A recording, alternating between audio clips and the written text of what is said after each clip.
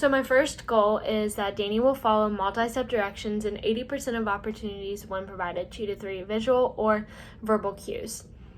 So I will provide Danny with a very simple recipe explaining how to make slime, and all 4 and 5-year-olds love slime, so I think it would be really fun for him. So I looked up some recipes, and you just need glue, contact solution, baking soda, and food coloring if you want to color it. So I would already have everything measured out and ready to go. He would just have to listen to the direction and understand maybe that the first step is to pour the glue into the bowl, and so then I would have him do that. And if he was a little bit confused or had some trouble with that, I could scaffold I would start out just reading the recipe, and then if he needs some help, asking him what ingredient he needs or that he's looking for that particular step. And then if he's still not sure, I can show him the correct ingredient and ask what he needs to do with it. So does he need to pour it in the bowl? Does he need to keep it in the cup? Does he need to stir it? And then if he still has some issues, of course, I can model it for him and then have him help me. So this would help him learn to follow directions step by step. I gave him a few more cues in this goal than some of the other goals because I thought it might be a little bit difficult for him since it's more of like a recipe. But overall, I think it would be really good and practical to follow a recipe and then therefore translate that to just following directions in general. So my second activity is Simon Says.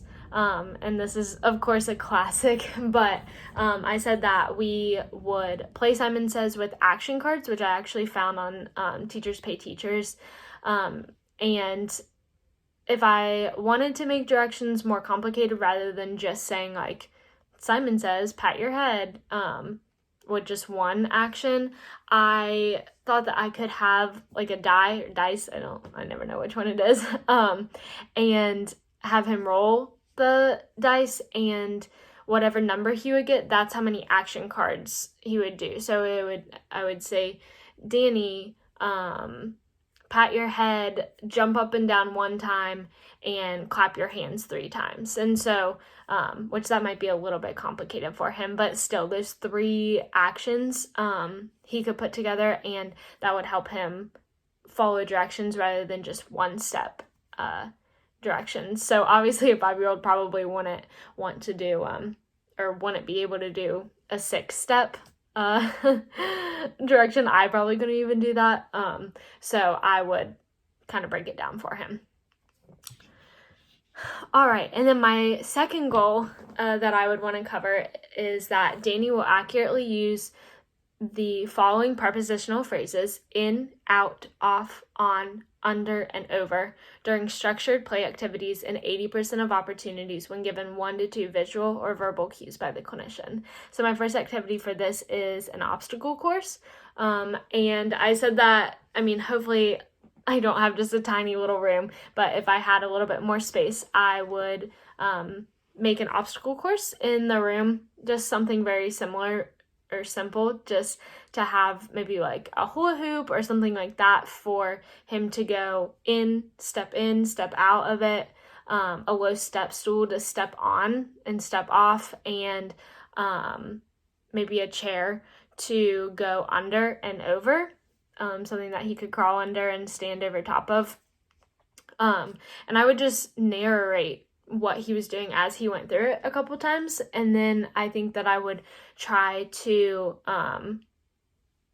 get him to say what he was doing as he was going through it, and then maybe I would switch it up, and I would give him a different way to go through it and encourage him to still say the words as he is going to it. But if I give him a way to do it, then that will also help him practice his following directions goal, which I had just talked about.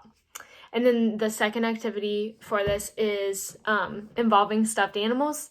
I actually did this with a kid in undergrad clinic. And so to help him understand in, out, all of those prepositions, we could take the stuffed animals and place them around the therapy room, kind of have a bit of a scavenger hunt. And then, so like I would put a giraffe stuffed animal under the table and maybe have Danny close his eyes, and then he would open them and then he would go find where it is, and then I would have him say where he found it. So he would say, I found the giraffe under the table. And so scaffolding wise, if he needs help remembering them, I could remind him of the prepositions that we're working on. And then I would have him also hide it, so then I'm modeling it every time before he does his.